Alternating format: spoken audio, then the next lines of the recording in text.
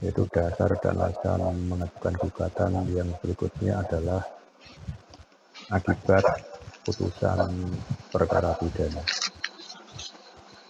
Sebagaimana sudah pernah akan saya sampaikan bahwa pada prinsipnya dasar seseorang atau subjek hukum tertentu adalah person atau korporasi mengajukan gugatan ke pengadilan negeri ada dua kemungkinan. Yang pertama adalah atas dasar dan alasan adanya wan prestasi atau ingkar janji. Berarti sebelumnya antara penggugat dan tergugat itu ada hubungan hukum, yaitu adanya perjanjian. Yang kedua adalah atas dasar dan alasan karena perbuatan melawan hukum atau onreh matebdat sebagaimana diatur dalam pasal 1365 BW atau 1365 KUH Perdata. Demikian pula ketika subjek hukum tertentu, khususnya orang perseorangan, akan mengajukan gugatan ke pengadilan negeri atas dasar adanya atau sebagai akibat adanya putusan perkara pidana. Jadi tadi saya sampaikan bahwa kalau menggugat atas dasar wan prestasi, karena antara penggugat dan tergugat itu didasari adanya hubungan hukum sebelumnya, yaitu adanya suatu perjanjian yang dikatakan ingkar janji. Tetapi kalau gugatan perbuatan melawan hukum di sini adalah sebagai akibat putusan perkara pidana, berarti ada yang mendasari untuk mengajukan gugatan perdata karena adanya perkara pidana. Jadi sekali lagi, yang menjadi latar belakang adalah adanya putusan perkara pidana. Pertanyaannya adalah, perkara pidana apa saja? Perkara pidana apa saja yang memungkinkan diajukan gugatan lawan hukum?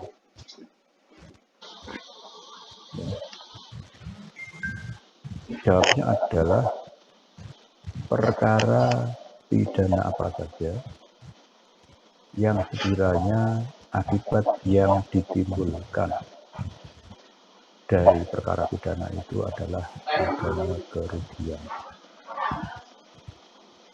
Ya, baik kerugian material maupun kerugian imaterial atau kerugian moral. Tentunya kerugian yang dialami oleh pihak korban, bukan siapa-siapa. Sama dengan dalam wan prestasi, ya kerugian yang dialami oleh salah satu pihak. Apakah pihak penjual atau pembeli dalam hubungan hukum jual beli, apakah penyewa atau yang menyewakan. Nah, kalau kita bicara tentang perkara pidana, tentu di situ ada pelaku dan korban. Nah, dalam hal ini sebagai subjek hukum atau pihak yang mempunyai hak untuk mengajukan gugatan perdata adalah pihak korban, selaku pihak yang dirugikan akibat dari perbuatan pidana yang dilakukan oleh pelaku. Syaratnya adalah agar korban di dalam perkara pidana itu bisa menuntut atau mengajukan tuntutan atau menggugat adalah bahwa perkara pidana itu sudah harus diputus oleh hakim dan putusan itu berkekuatan hukum tetap. Ya, sekali lagi, syarat agar pihak korban sebagai subjek hukum tertentu berhak dan karenanya dapat mengajukan gugatan perdata adalah putusan perkara pidana itu sudah harus berkekuatan hukum tetap. Contoh, misalnya seorang menderita kerugian akibat penipuan, akibat penggelapan, akibat pemerasan, akibat tanahnya diserobot, penerobotan tanah dan sebagainya. Maka terlebih dahulu terhadap perkara pidana itu harus sudah diputus oleh pengadilan dan putusan itu berkekuatan hukum tetap. Tentunya kalian masih ingat kapan putusan hakim atau putusan pengadilan dalam perkara apapun termasuk perkara pidana itu berkekuatan hukum tetap adalah apabila terhadap putusan pengadilan itu tidak dilakukan upaya hukum atau sudah dilakukan upaya hukum maksimal sampai dengan kasasi. Sekali lagi, putusan perkara apapun termasuk perkara pidana dikatakan berkekuatan hukum tetap apabila terhadap putusan hakim tingkat pertama itu atau tingkat kedua itu tidak dilakukan upaya hukum atau selambat-lambatnya ketika sudah dilakukan upaya hukum di tingkat kasasi. Jadi perkara apapun termasuk perkara pidana, kalau terdakwa itu sudah melakukan upaya hukum banding dan kasasi, maka putusan di tingkat kasasi itu sudah berkekuatan hukum tetap. Tetapi tidak harus sampai putusan kasasi. Bisa saja berkekuatan hukum tetap atau inkrah van geweste atau biasa disebut dengan inkrah di tingkat pertama. Dalam contoh tadi, misalnya seseorang menderita kerugian akibat penipuan atau penggelapan. Terdakwa oleh hakim di tingkat pertama dinyatakan terbukti bersalah telah melakukan penipuan terhadap korban sebesar misalnya 50 juta. Terhadap putusan hakim tingkat pertama, baik terdakwa maupun JPU tidak melakukan upaya hukum banding. Berarti perkara itu sudah berkekuatan hukum tetap. Sehingga korban berhak dan dapat mengajukan gugatan perdata karena ditipu 50 juta rupiah. Itu kerugian yang real, yang pokok. Mungkin bisa ditambah dengan kerugian yang lain yang merupakan kerugian material atau moral sepanjang beralasan untuk itu. Akan tetapi, kalau terhadap putusan tingkat pertama tadi terdakwa menerima tapi JPU-nya banding atau kedua-duanya banding, maka perkara itu masih belum berkekuatan hukum tetap. Sehingga korban belum bisa mengajukan gugatan perdata. Baru setelah putusan banding turun, misalnya ternyata kedua belah pihak itu tidak kasasi, maka putusan perkara pidana penipuan atau penggelapan tadi sudah berkekuatan hukum tetap di tingkat banding. Nah, apabila salah satu atau keduanya lagi masih belum puas mengajukan upaya hukum kasasi, maka disitulah semua perkara apapun termasuk perkara pidana sudah berkekuatan hukum tetap.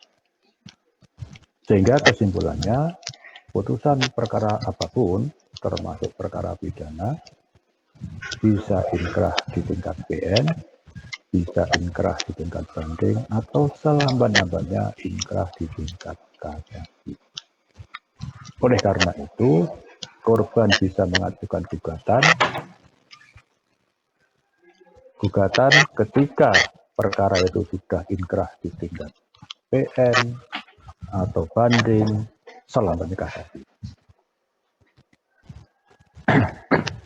Nah, gugatan yang diajukan oleh korban tadi adalah atas dasar perbuatan melawan hukum, onreh matek dat, sebagaimana dimaksud dan diatur dalam pasal 1365B.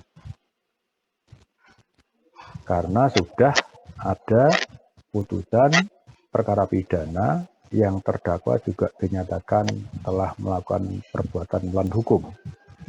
Cuma beda, tolong dipahami betul, melawan hukum di dalam konteks perkara pidana itu berbeda dengan melawan hukum di dalam konteks perkara perdata.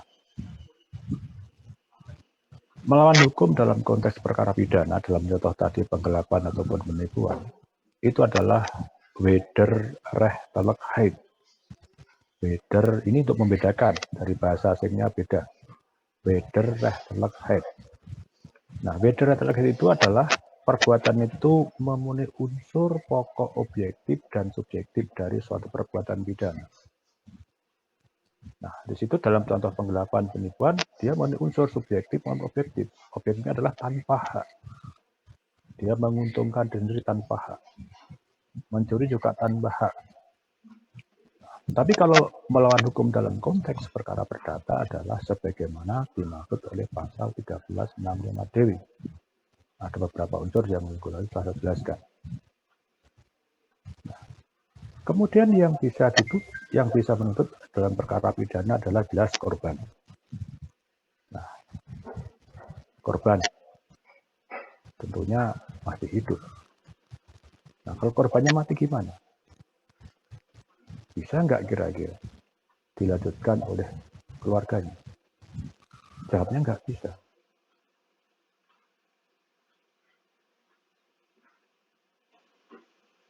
Kan kepada ahli warisnya. Siapa yang ingin ditipu dan sebagainya? Jadi sebagai subjek hukumnya adalah korban di dalam hal itu. Masalah korban nanti ketika menggunakan kuasa hukum itu soal lain. Karena dia sebagai pihak formil saja, bukan pihak material. Nah, kemudian, apa saja yang bisa digugat sehubungan dengan adanya akibat hukum yang terjadi dari perbuatan pidana itu, dari perkara pidana? Bebas saja. Bisa kerugian material, bisa kerugian material. Tergantung dari kasusnya.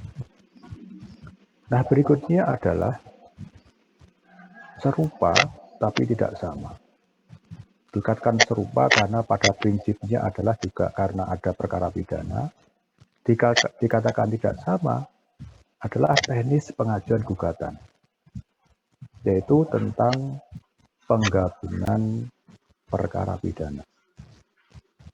Nah, kalau yang atas adalah dia adalah menggugat karena ada putusan perkara pidana yang sudah inkrah. Yang ini adalah penggabungan perkara pidana. Jadi serupa karena sama-sama latar belakangnya ada perkara pidana, ada perbuatan pidana, ada perkara pidana. Dikatakan serupa. Tidak sama karena teknis pengajuan gugatannya yang berbeda. Atau konkretnya waktu pengajuan gugatannya yang tidak sama. Kalau yang D, waktu pengajuan gugatan perdata adalah sejak putusan perkara pidana itu berkekuatan hukum tetap. Yang tadi sudah saya sampaikan, bisa inkrah di PN, bisa inkrah di PT, tinggi ataupun di Mahkamah Agung. Jadi waktu mengajukan gugatan oleh penggugat adalah setelah ada putusan perkara pidana yang inkrah. Tetapi kalau penggabungan perkara pidana, gugatan ke dalam perkara pidana itu adalah tidak menunggu putusan perkara pidana itu inkrah, atau bahkan tidak menunggu adanya putusan perkara pidana. Jadi sekali lagi saya tegaskan, kalau yang di atas menunggu ada putusan perkara pidana yang inkrah, tetapi kalau penggabungan tidak menunggu adanya putusan perkara pidana. Tapi justru sebelum perkara pidana diputus. Oleh karena itulah, makanya dikatakan penggabungan gugatan ganti rugi ke dalam perkara pidana yang diatur di dalam pasal 98 KUHP. Artinya apa? Berangkat dari ada peristiwa konkret yang itu merupakan perbuatan pidana, bersama dengan itu ketika perkara pidananya dijalankan, diproses, maka gugatan perdata juga diajukan. Nah, hanya dengan catatan, tidak semua perkara pidana itu bisa digabungkan gugatannya. Tapi hanya perkara pidana tertentu yang di situ bisa digabungkan gugatannya ke dalam perkara itu. Nah, dari pasal 98 KUHP itu, gugatan yang bisa digabungkan dengan perkara pidana adalah kalau perkara pidana itu atau perbuatan pidana itu sasarannya atau objeknya adalah tubuh manusia, tubuh seseorang atau yang terkait dengan kerugian itu, perbuatan itu. Nah, pertanyaannya adalah di dalam KUHP perbuatan pidana apa saja yang sasarannya, yang akibatnya itu menimpa pada tubuh manusia. Nah, misalnya penganiayaan. Penganiayaan itu sasarannya adalah tubuh manusia. Orang yang semula sehat karena dipukul, karena ditendang, karena ditusuk, tidak sampai mati tapi ya, berakibat luka. Luka biasa, penganiayaan biasa, luka ringan, penganiayaan ringan, luka berat, dan lain sebagainya. Atau juga yang sering terjadi di dalam praktek peradilan, dalam kehidupan nyata, dalam kehidupan sehari-hari adalah peristiwa kecelakaan lalu lintas di jalan raya. Nah, hanya bedanya kalau penganiayaan itu dilakukan karena ada niat, ada kesengajaan, tetapi kalau kecelakaan itu pada prinsipnya adalah dilakukan karena kelalaian atau karena ketidakhati-hatian atau karena kealpaan. Kita ambil contoh konkret yang dalam kehidupan sehari-hari saya katakan tadi adalah banyak terjadi. Misalnya ada kecelakaan lalu lintas di jalan raya. Di situ ada pejalan kaki atau naik sepeda atau sama-sama naik motor tertabrak. Nah, akibat tertabrak tadi korban menderita patah tulang, menderita gagal otak, Kalau toh misalnya tadi korban kebetulan naik sepeda motor ataupun juga naik mobil misalnya, berakibat sepeda motor atau mobilnya juga rusak. Apakah rusak ringan atau rusak parah? Yang penting rusak. Nah, akibat dari perbuatan seseorang, perbuatan pelaku yang tidak hati-hati atau yang kurang hati-hati tadi mengakibatkan orang lain, korban, menderita luka ringan, sedang, berat, dan mengakibatkan pula kendaraan korban juga mengalami rusak. Secara umum, tentunya orang yang luka ingin berubah. Yang patah tentu ingin sembuh dengan jalan dioperasi. Sepeda motor yang rusak tidak bisa berfungsi, tentunya harus diperbaiki ke bengkel agar bisa difungsikan lagi. Apakah tadi terkait dengan korban yang sakit, yang luka, yang patah tadi maupun perbaikan, tentunya itu memerlukan pembiayaan yang itu bisa dikatakan sebagai kerugian. Karena apa kerugian? Karena hal-hal itu tidak terduga. Biaya-biaya itu yang harusnya tidak untuk itu ternyata harus diuntukkan ke situ. Sehingga itu kerugian. Nah, dalam hal terjadi kasus yang demikian tadi, maka kerugian-kerugian yang dialami oleh korban, baik menyangkut biaya pemulihan kesehatan, mulai operasi, apotek, biaya rawat inap, dan sebagainya, termasuk perbaikan kendaraan bermotor atau yang lain tadi, itu harus dikumpulkan. Sehingga sejumlah berapa? Katakanlah di total misalnya biaya perbaikan kendaraan bermotor dan biaya perawatan misalnya ketemu sejumlah 50 juta misalnya aja. Nah, kerugian ini merupakan hal yang sifatnya perdata.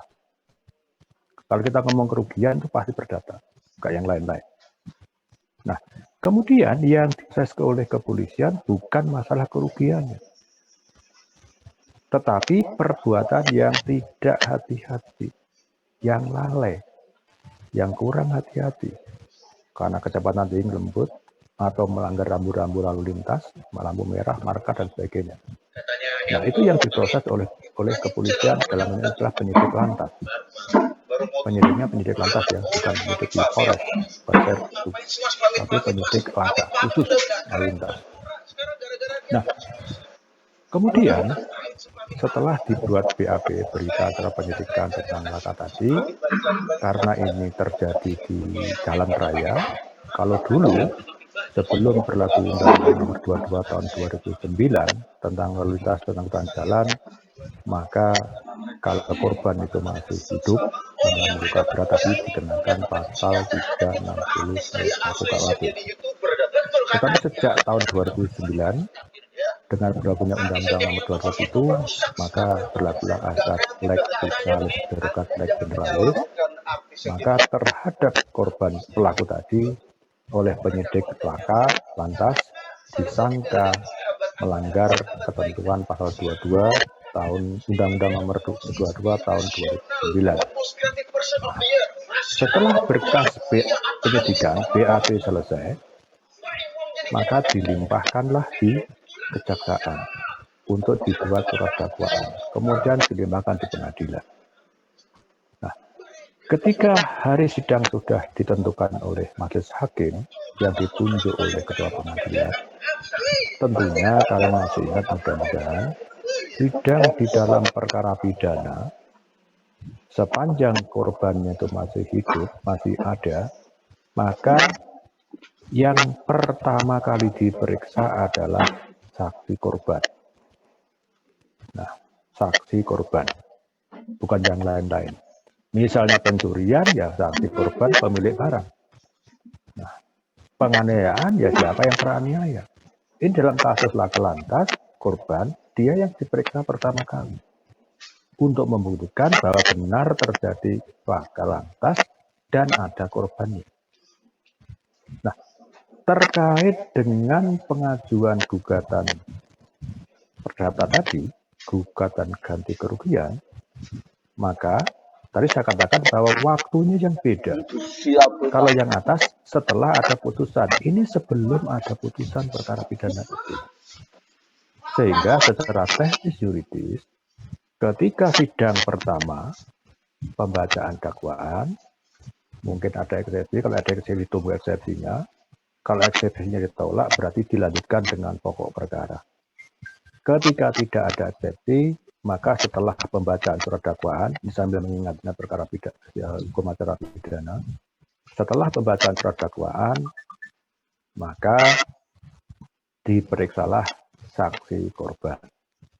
Dalam hal ini adalah korban yang menderita akibat perbuatan pelaku atau terdakwa.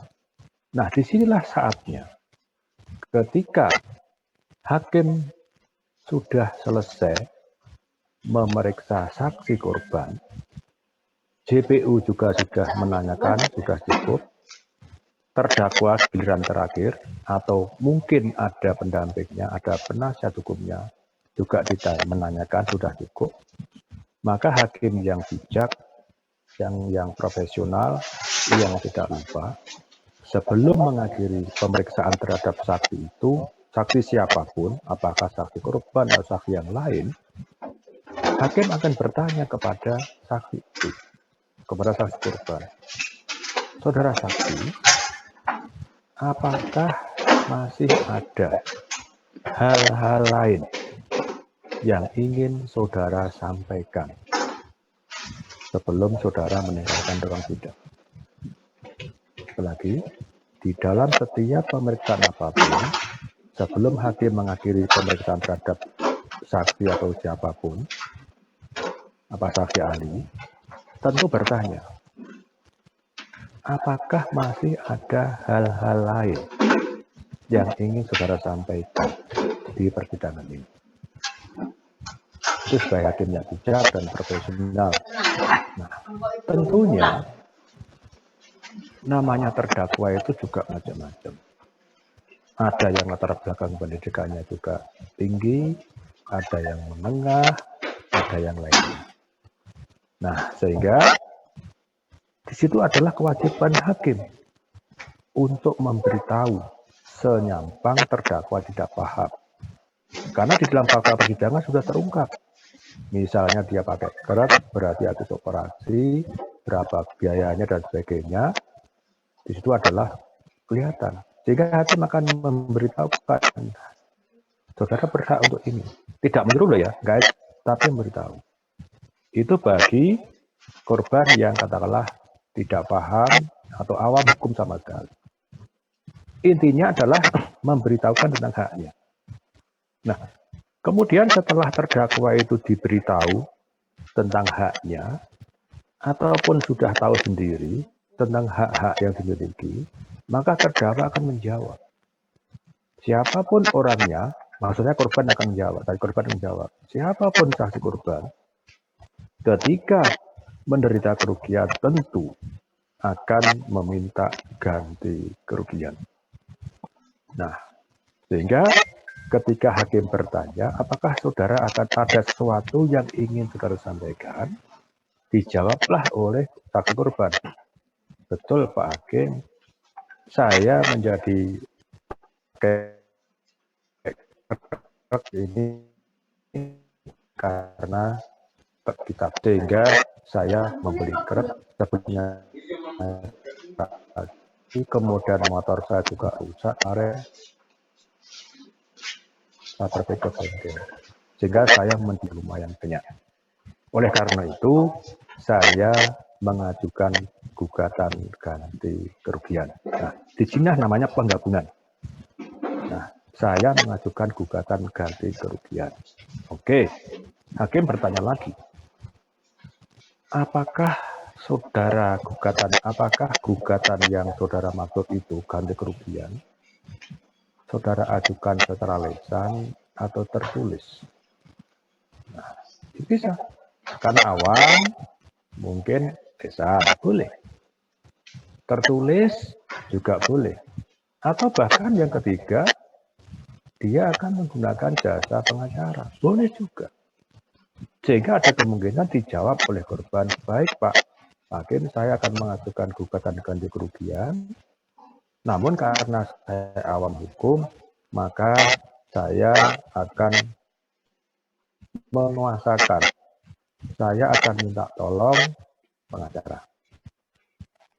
Nah, dijawablah Hakim, apakah saudara sudah mempunyai pengacara? Kalau misalnya pakai pengacara, sudah Pak Hakim. Ada yang sudah, ada yang belum. Nah, kalau sudah, silakan masuk dalam ruang. Nah, sebagai pengacara yang profesional, dia sudah siap di ruang pengunjung. Ini sayang kalian nggak bisa lihat pengadilan. Nah, akhirnya masuklah di ruang sidang, maksudnya di depannya hakim. Kemudian di sampingnya korban tadi, hakim menanyakan kepada pengacara, apa betul, saudara pengacara? Betul Pak, ada surat izinnya ditunjukkan. Apakah betul saudara dihubungi sama ini saksi ini untuk minta bantuan saudara? Betul. Apa ada surat kuasanya? Ada, ditunjukkan. Nah, ketika pengacara tadi menunjukkan surat kuasa, bersama dengan itu hakim memerintahkan kepada JPU maupun kepada terdakwa khususnya untuk melihat surat kuasa itu. Keberatan atau tidak? Nah, kalau ternyata surat kuasa sudah diteliti, ternyata atau tidak cacat hukum, maka pengacara bisa mewakili korban untuk mengajukan gugatan perdata. Kemudian hakim bertanya kepada pengacara itu, saudara sudah sah sebagai kuasa hukum korban, saudara akan mengajukan gugatan perdata kapan? Nah, kalau pengacara yang kredibel, yang profesional, tentunya sudah disiapkan sebelumnya, saya ajukan sekarang misalnya. Boleh juga. Nah, bersamaan dengan itu, surat kuasa sudah sah, kemudian pengacara itu menyerahkan gugatan ganti kerugian. Sejumlah berapa yang diderita, yang dialami oleh kliennya, yang dialami oleh korban itu. Nah, kemudian setelah diserahkan gugatan itu, salinannya atau jasanya diberikan kepada terdakwa. Terjadi dalam kehidupan sehari-hari dan kadang-kadang tidak tepat atau bahkan salah di dalam memahami secara teknis intinya. Saya ulangi. Jadi ketika tadi memakai kuasa hukum, kemudian kuasa hukum sudah siap dengan gugatannya, gugatan itu bersurat kuasa yang sudah terdaftar tentunya, diserahkan di majelis hakim. Kemudian kopinya atau tundasannya diberikan kepada terdakwa yang di situ duduk sebagai pihak tergugat. Jadi penggugatnya adalah pihak saksi korban, tergugatnya adalah terdakwa. JPU bukan pihak, bukan siapa-siapa, karena dalam hal ini sebenarnya JPU mewakili pihak korban. Dalam arti mewakili bukan apa, karena korban nanti dituntut berapa itu kan JPU yang akan mendakwa, menuntut, kan JPU yang akan mengajukan. Nah, sekarang bagaimana prosedurnya setelah surat gugatan tadi diterima majelis hakim pidana, kemudian kopi atau tindasnya diberikan sama tergugat, maka untuk sementara gugatan itu dipending.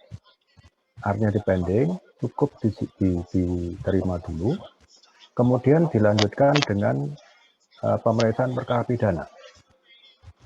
Jadi sekali lagi dipending dulu, dilanjutkan dengan pemeriksaan perkara pidananya.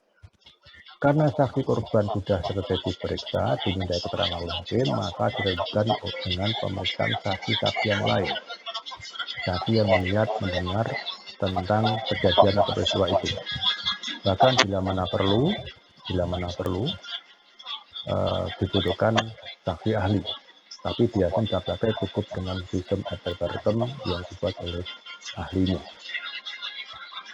Kemudian lanjut sampai dengan pemeriksaan terdakwa. terdakwa diperiksa, setelah terdakwa selesai diperiksa, mudah-mudahan kalian masih ingat, setelah terdakwa selesai diperiksa, tahap berikutnya pemeriksaan perkara pidana adalah pengajuan surat tuntutan, reinkuisitur. Nah, ganti setelah pemeriksaan terdakwa selesai, maka dipending dulu. Perkara pidananya dipending kemudian, ya dipending. Artinya apa? Artinya JPU belum mengajukan surat tuntutan karena dipending. Kenapa dipending? Untuk melanjutkan gugatan perdata yang di awal tadi diserahkan oleh kuasa hukum korban atau korban sendiri, mungkin nggak bayar pengacara. Nah, sehingga dilanjutkanlah sidang pemeriksaan perkara perdata tentang pengajuan gugatan ganti kerugian itu. Oleh karena pending, maka tempat duduknya JPU sementara diganti oleh tempat duduknya penggugat korban atau kuasa hukum korban. Nah, sehingga disitulah berhadapan-hadapan antara korban dengan terdakwa, korban sebagai penggugat, terdakwa sebagai tergugat. Ada penggugat, ada tergugat. Atau mungkin juga masing-masing ada kuasa hukumnya. Nah, disitulah dilanjutkan sidang pemeriksaan perkara perdata. Sama halnya sidang perkara perdata pada umumnya. Hakim membuka sidang, menanyakan kepada penggugat atau kuasanya, menanyakan kepada tergugat atau kuasanya kalau ada tentang gugatan itu. Apakah bisa damai atau tidak? Tahap mediasi dilakukan di situ. Artinya karena itu ada gugatan ganti kerugian, ya, maka perkara perdata termasuk perkara perdata, maka kewajiban hakim untuk menawarkan adanya perdamaian atau mediasi. Nah, kalau para pihak sepakat untuk damai tidak masalah. Sepakat, misal tadi kerugian 50 juta, sepakat misalnya tergugat mampu dan membayar 30 juta misalnya. Pihak penggugat tidak keberatan, terjadilah perdamaian. Sehingga perkara perdata tidak usah dilanjutkan dengan tahap-tahap yang lain. Dibuatlah akta perdamaian. Yang membuat adalah para pihak sendiri. Penggugat dengan tergugat membuat sendiri. Isinya apa? Nah, nantinya akan dituangkan bersama-sama dengan putusan perkara pidana itu karena sudah damai misalnya.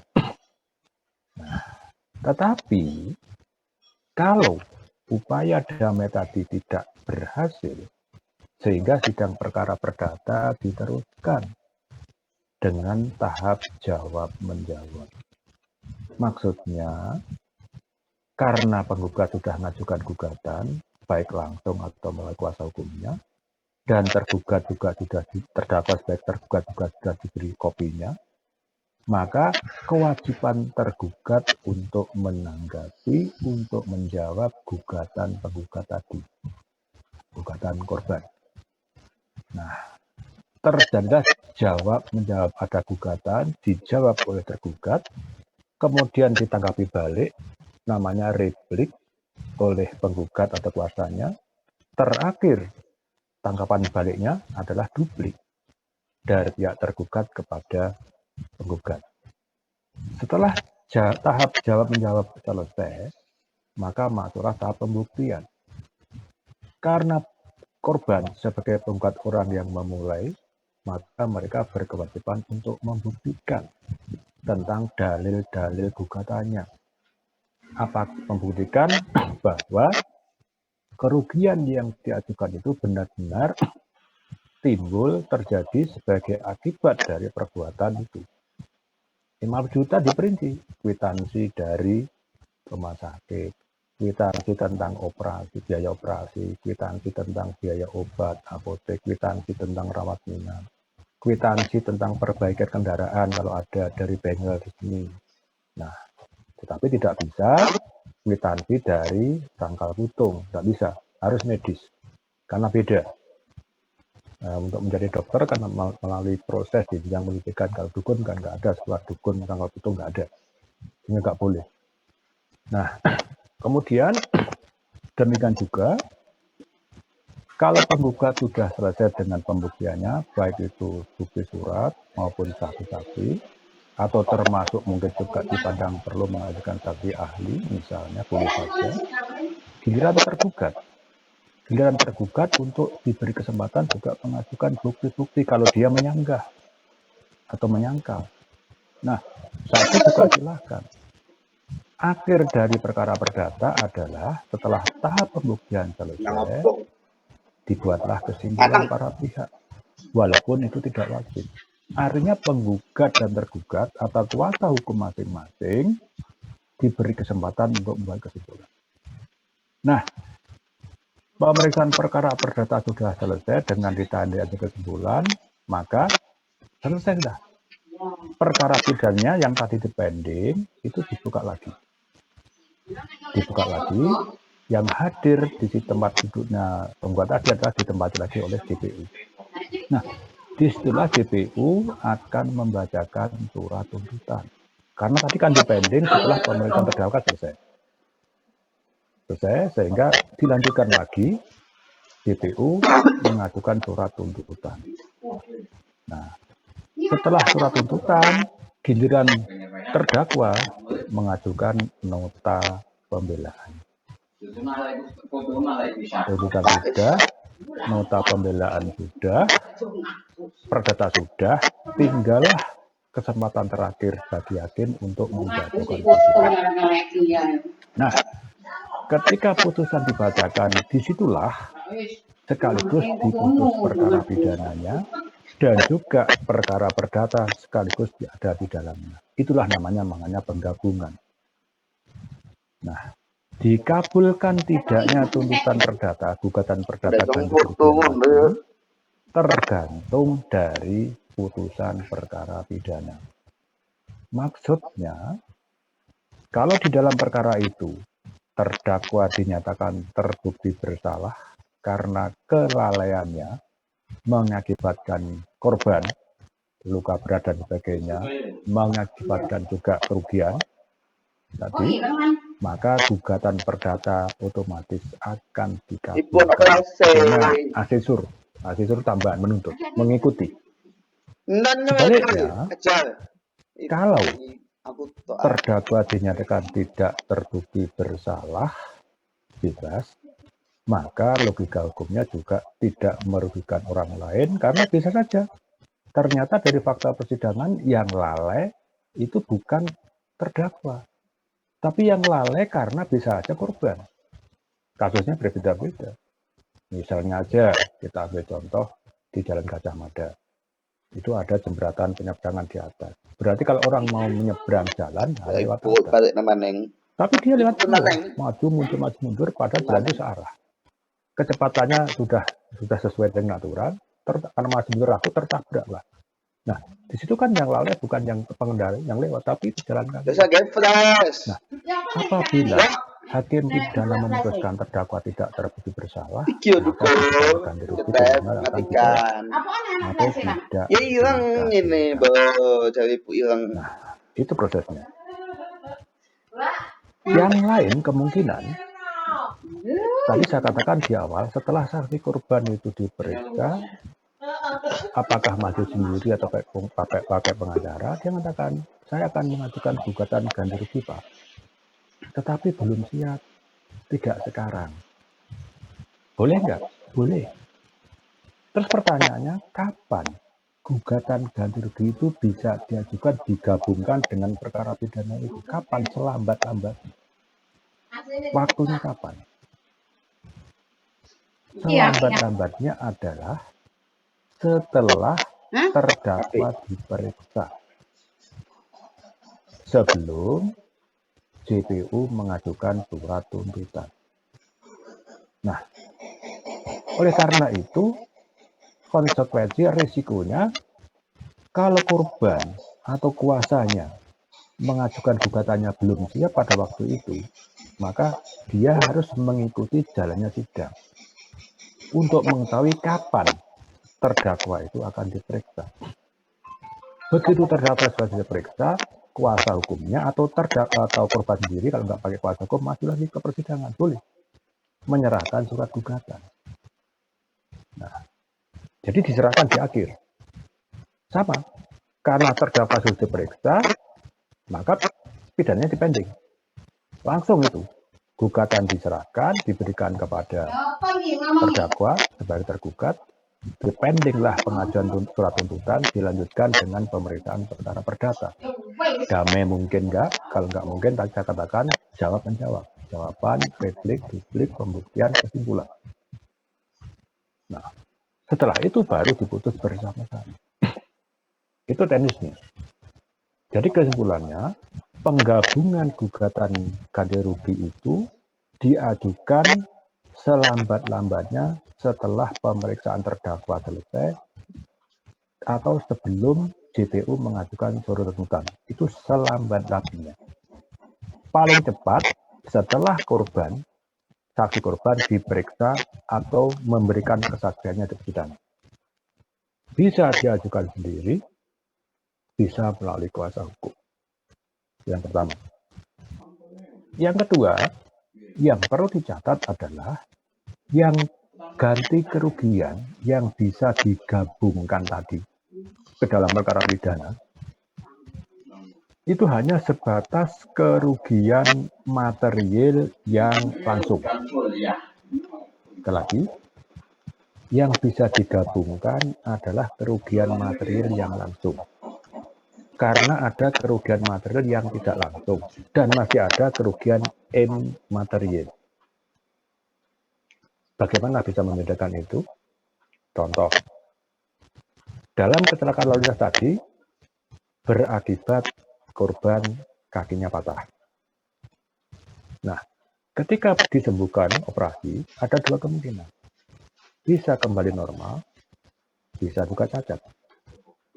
Nah, terlepas normal dan tidak, tapi ketika operasi kan harus langsung mengeluarkan biaya. Harus dibayar operasinya, nggak bisa besok. Ketika motornya rusak, dipakai bengkel, harus keluarkan biaya. Itu kan langsung biaya untuk membayar operasi, langsung untuk membayar obat, langsung untuk membawa perawatan, biaya perawatan, langsung untuk membayar perbaikan. Nah, itu materi langsung. Tapi ada kerugian material yang tidak langsung. Akibat kakinya patah, kemudian cacat permanen, dia tidak bisa pulih seperti semula. Sehingga dia akan malu. Kalau toh kebetulan dia seorang artis, penyanyi, dia tidak akan laku lagi, tidak bisa manggung lagi. Nah, berapa rasa malu itu akan dinilai itu tergantung kebijakan hakim. Dengan melihat, memperhatikan, dia penyanyi lokal kah? Atau Inul, kelas Jakarta, nasional, atau yang lain. Nah, kalau dia seorang dokter misalnya, beda dengan moralnya itu dengan yang lain-lain. Tidak berarti diskriminasi ya. Seperti itu. Nah, kerugian yang tidak langsung, material yang tidak langsung adalah akibat kakinya patah, dia harus dirawat di rumah sakit, harus menginap berapa lama, dia tidak bisa menjalankan aktivitasnya. Tidak bisa bekerja. Padahal kalau dia bekerja, penghasilannya apakah tiap bulan, apakah tiap minggu, atau bagaimana, sistem kontrak, itu kan bisa dibuktikan.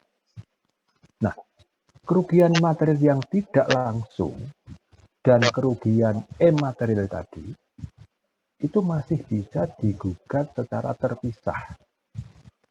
Setelah perkara penggabungan itu selesai diputus dan sudah berkekuatan hukum tetap.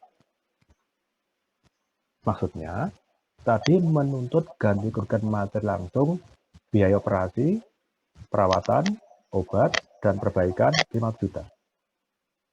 5 juta sudah inkrah, dieksekusi, bisa menggugat lagi. Menggugat kerugian material yang tidak langsung dan kerugian immaterial. Bedanya, nah ini bedanya, ketika penggabungan perkara ke dalam perkara pidana tadi itu, bedanya sekaligus keuntungannya adalah penggugat korban tadi tidak dikenai biaya gugatan. Artinya penggugat tidak membayar panjar biaya perkara karena bersatu dengan perkara pidana. Itu keuntungan pertama dari sisi biaya. Bukan murah tapi gratis. Yang kedua, dari sisi waktu perkaranya cepat karena diputus bersama-sama dengan perkara pidananya. Sederhana, jadikan satu, tidak harus menunggu. Nah, sehingga keuntungan penggabungan perkara pidana, gugatan perdata ke dalam perkara pidana adalah tercapainya asas peradilan cepat, sederhana, biaya ringan. Walaupun di sisi lain, ya, di sisi lain adalah belum maksimal, hanya sebatas kerugian material itu pun yang langsung. Sedangkan yang material dan material yang tidak langsung masih diberi peluang kesempatan kepada hak korban untuk mengajukan gugatan perdata. Hanya bedanya ketika mengajukan gugatan secara terpisah sama dengan gugat setelah ada putusan perkara pidana yang D itu harus membayar biaya panjer perkara. Nah, itu bedanya situ. Itu penjelasan tentang penggabungan perkara pidana, artinya penggabungan gugatan ganti rugi ke dalam perkara pidana sekaligus dengan gugat karena ada putusan perkara pidana. Serupa tapi tidak sama. Serupa karena yang melatar belakangi sama-sama ada perkara pidananya, tidak sama menyangkut proses dan mekanismenya, terutama dari sisi waktu dan dari sisi pembiayaan dan juga dari sisi prosedur. Itu lebih singkat, cepat, lebih sederhana, dan tidak dikenakan biaya. Itu dikatakan serupa tapi tidak sama antara menggugat perdata atas dasar adanya putusan perkara pidana dan atas dasar penggabungan perkara pidana. Silahkan sebelum saya lanjutkan, mungkin ada yang ingin ditanyakan. Oke, saya tambahkan dulu daripada bertanya. Nah, di dalam praktek peradilan, tadi di awal saya singgung, terkadang salah di dalam memaknai. Salah di dalam memaknai, salah di dalam memahami tentang dibayarnya ganti kerugian ke dalam perkara pidana itu. Misalnya begini, ini yang sering terjadi di dalam praktek peradilan yang salah. Terutama ini terjadi di tingkat kepolisian sebagai garda paling depan. Kembali ke contoh tadi, dalam kecelakaan lalu lintas, penyidik, nah penyidiknya adalah penyidik laka lantas, penyidik lalu lintas jalan, bukan penyidik yang di Polres ya, khusus yang di sini kondisi Sumbersari itu, katanya SMA 1 di situ. Nah, dia memeriksa korban, kemudian juga muncul hari pemeriksaan kerugian-kerugian, biaya-biaya perawatan, biaya perbaikan tadi. Kemudian dikonfrontir, pertemukan dengan pelaku, dengan tersangka karena masih penyidikan. Nah, di situ dibukalah peluang untuk musyawarah antara pelaku dengan korban. Pelaku dengan korban, bukan keluarga korban. Nah, di situ ada diberi waktu untuk bermusyawarah tentang kerugian-kerugian yang sudah terjadi itu sebagai akibat dari perbuatan pelaku tersangka. Nah, di situ akhirnya katakanlah terjadi deal, terjadi kesepakatan, sehingga kerugian 50 juta tadi sudah bisa dihitung sejak kepolisian, sudah muncul di situ. Nah, kemudian di situ terjadi kesepakatan damai, dari 50 juta yang diderita oleh korban, pelaku sanggup dan bersedia membayar katakanlah 30 juta. Kan lumayan, jadi 2 juta. Sehingga di situ dibuatlah karena terjadi kesepakatan, perdamaian, dibuatlah akta perdamaian. Ingat, sepakat. Sepakat adalah satu kata masuk dalam rangka perdata. Kesepakatan. Unsur perjanjian atau adanya kesepakatan para pihak. Berarti bersifat perdata. Nah, yang saya katakan salah dalam memahami, membuat pernyataan bahwa antara pelaku dan korban, tersangka dan korban sudah sepakat membayar ganti rugi sejumlah 30 juta. Di sini yang salahnya, kemudian sepakat tidak menuntut. Korban tidak menuntut terhadap pelaku tadi, itu dianggap sebagai musibah semata-mata. Ini yang salah. Jadi pernyataan itu akhirnya cacat. Di satu sisi sudah benar, dia sepakat membantu rugi atas dasar kesepakatan. Di lain pihak, dia keliru. Sepakat tidak keberatan korban agar perkaranya tidak menuntut agar teruskan. Salah. Kenapa salah? Ingat, bukan delik aduan. Sekalipun misalnya kasusnya kebetulan antara yang nabrak dengan yang tertabrak itu ada hubungan keluarga, misalnya, itu bukan delik aduan. Bukan delik aduan. Nah, di situ sudah keliru. Oleh karena itu yang benar, walaupun sudah damai, itu dari aspek perdata, itu tetap dilampirkan di berkas, perkaranya jalan terus. Nanti di persidangan, nah pernyataan damai tadi itulah, atau sepatulah nanti yang akan bisa meringankan tuntutan, atau paling tidak terakhir meringankan pidana yang akan dijatuhkan oleh hakim.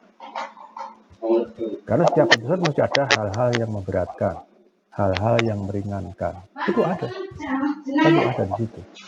Nah, itulah salah satunya karena dia sudah membantu biaya pengobatan, membantu biaya perbaikan kerusakan. Tapi itu tidak berarti menghapus tentang perbuatan pidananya. Disitulah bukti bahwa hukum pidana itu merupakan hukum publik, mengatur kepentingan umum, bukan kepentingan orang perorangan, bukan kepentingan keluarga. Karena sekali lagi itu tidak termasuk delik aduan yang dikeluarkan oleh undang-undang. Oke, mungkin ada yang ingin bertanya, karena ini sering terjadi kasus ini dalam kehidupan sehari-hari. Oleh karena itu kalian harus paham, ketika ditanyai atau menemui hal yang seperti itu harus bisa memberikan batasan-batasan jawaban. Ini yang normatif, ini yang praktek, pakai yang benar atau yang keliru seperti itu. Silakan. Mungkin ada yang ingin ditanyakan sebelum kita lanjutkan, atau mungkin sebelum saya tanya kalau nggak ada yang nanya.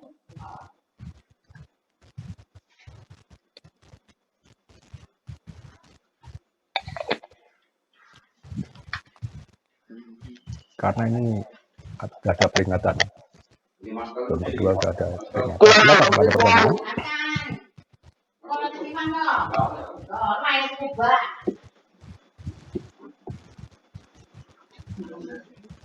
Baik. Kalau diam, saya bukan supranatural. Tapi harapannya diam berarti memahami. Tapi tidak tahu saya, karena saya bukan supranatural. Baik, kalau tidak ada yang bertanya, saya bertanya. Silakan dijawab. Ya kami tidak berdebat. Lagi, silakan. Saya yang bertanya, silakan dicoba dijawab. Masih kembali ke kasus kecelakaan lalu lintas jalan tadi. Kalau semisal dalam kasus, ini sering terjadi dalam praktek ini, juga sering terjadi. Kalau dalam kasus kecelakaan lalu lintas jalan tadi, korbannya tidak luka berat dan juga tidak luka ringan, tetapi meninggal dunia. Korbannya meninggal dunia.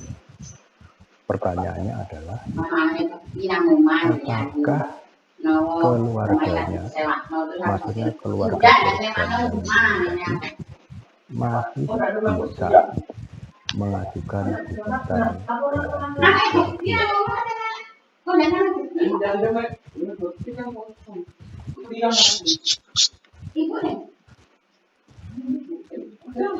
Sekali lagi, kalau korbannya meninggal dunia, apakah keluarganya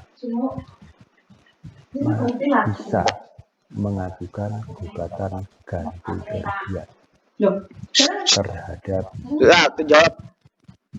pelaku, terhadap terdakwa? Kalau katakanlah terdakwa itu terbukti bersalah karena kelalaiannya mengakibatkan korban meninggal dunia, ya kan? Saya beri waktu. Ada yang mau jawab? Oke, silakan. Saya, Pak. Nama? Saya nama Muhammad Rifki Damawan. Oke, ada di sini. Silakan dijawab. Kalau materi pidana kemarin kan, kalau tuntutan ganti kerugian itu tidak bisa kalau korbannya itu meninggal. Tetapi kalau gugatan ganti kerugian dalam perkara perdata kemungkinan bisa, Pak, melalui ahli warisnya. Begitu, Pak. Jadi gini ya, kalau tidak salah, kalau digabungkan tidak bisa, tetapi kalau yang D bisa menggugat secara perdata atas dasar 1365 BW. Gitu mungkin maksudnya? Iya, Pak, betul. Itu ada huruf D dan E. Kalau melalui huruf D bisa, tapi kalau E nggak bisa, gitu ya? Oke, gitu. Muhammad? Iya, Pak. Oke, satu lagi. Mungkin ada yang berpendapat berbeda. Ada yang berpendapat berbeda. Ada di sini ada Dita Fitria Emilia. Bisa didengar suara saya, Dita? Dita? Oh, wingi tahun baru mangono mendung, bolong wis. Tidak ada jawaban. Mudah-mudahan tidak tidur saja. Intan Balkis, bisa didengar suara saya? Hepatitis siko. Tidak didengar. Ella Oktaviana Putri, bisa didengar suara saya? Mungkin masih masa nggak dengar, nggak apa-apa. Rosikul Rahma, tidak ada respon. Rio Adinata, sama, tidak ada respon. Enggak apa, saya menilai sendiri nanti. Ahmad Firdaus, tidak ada respon. Muhammad As, Muhammad ada? Ada, Pak. Oke, berarti kan nyambung. Gimana, saudara berpendapat sama dengan yang tadi? Rifki? Kalau menurut saya, kalau di penggabungan itu tidak bisa, Pak. Mungkin kalau caranya jangan mungkin ya, nanti jawabannya mungkin sampai benar. Pasti. Oh, iya. Pasti. Ya, gimana? Kalau sebagai pengacara mungkin, kalau sebagai pengacara meminta biaya apa itu? Pemakaman. Ya, santunan gitu, Pak. Ya, artinya kan bisa gugat lah, gitulah. Keluarganya bisa gugat lah. Atas dasar yang huruf D ya. Di Sanskrit itu loh, Sanskrit kan huruf D itu. Okay. Sama dengan Rifki. Oke. Terima kasih. Faridatul ada? Suara saya didengar? Ada, Pak. Oke, gimana saudara berpendapat? Sama kayak Pak, menurut saya yang bisa mengajukan itu si ahli waris, Pak. Oke. Gilang? Halo Gilang? Oke, tidak ada respon. Saya? Tidak ada. Halo Mariam? Tidak ada. Oke, saya tidak berpaling mengabsen, tapi ternyata ya terserah ya. Saya nggak rugi, kalian sendiri nanti yang akan merasakan. Jadi ya itulah namanya daring, video atau wajah YouTube ya nggak tahu. Tapi nyatanya ada beberapa yang respon langsung berarti dia memperhatikan. Apalagi sudah berani jawab berarti memperhatikan betul. Yang lain saya nggak tahu walau. Jadi begini, kalau yang menggugat keluarganya itu berarti sebagai ahli waris. Pertanyaannya adalah, apakah itu termasuk perkara warisan? Kalau perkara warisan itu tentang usaha sebagainya dengan meninggalnya tergugat diteruskan oleh ahli warisnya. Nah, yang kedua, dengan meninggalnya penggugat juga bisa diteruskan ahli warisnya. Karena itu harta tadi akan turun kepada ahli warisnya. Loh ini kan, apakah ini perkara warisan? Nah, kita akan jawab ini. Perkara warisan atau bukan? Yang kedua, tadi di awal saya sampaikan bahwa penggabungan gugatan ganti rugi memang nggak bisa kan, nggak meninggal. Yang digabungkan itu sebenarnya juga bisa gugat secara rugi. Tapi kan lama, harus nunggu putusan perkara pidananya. Terburu nanti biayanya sudah sembuh. Tapi walaupun sembuh, toh dia keluar biaya. Nah, sehingga menuntut gugatnya nanti salah putusan. Mungkin saja biaya dulu untuk pinjam, sehingga dia masih gugat untuk dikembalikan pinjamannya itu. Artinya apa? Biaya-biaya yang gugat jadi itu adalah untuk